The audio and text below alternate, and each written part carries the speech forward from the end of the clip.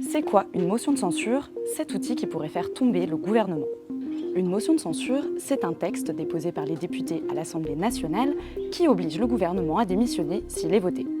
Comment ça marche? Il existe deux types de motions de censure. D'abord, la motion de censure spontanée, c'est-à-dire à l'initiative des députés, c'est l'article 49.2. Elle doit être signée par 1/10 des membres de l'Assemblée nationale, soit 58 députés, pour être déposée. Ensuite, il faut attendre 48 heures pour la discuter dans l'hémicycle. Enfin, elle doit être votée à la majorité absolue, c'est-à-dire 289 voix sur 577. La deuxième, c'est la motion de censure après engagement de la responsabilité du gouvernement sur un texte, le fameux 49.3. Dans ce cas, tout part du Premier ministre qui engage son gouvernement. Ça lui permet de faire passer son texte sans débat à l'Assemblée. Mais si une motion de censure est votée, son gouvernement tombe.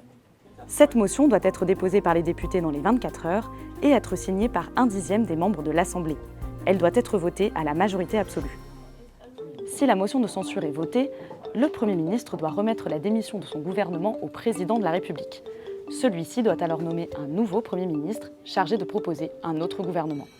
Ces motions sont souvent utilisées comme une menace par les députés, mais très peu arrivent au bout du processus. Depuis le début de la Ve République, en 1958, une seule motion de censure a été adoptée sur plus de 140, c'était en 1962.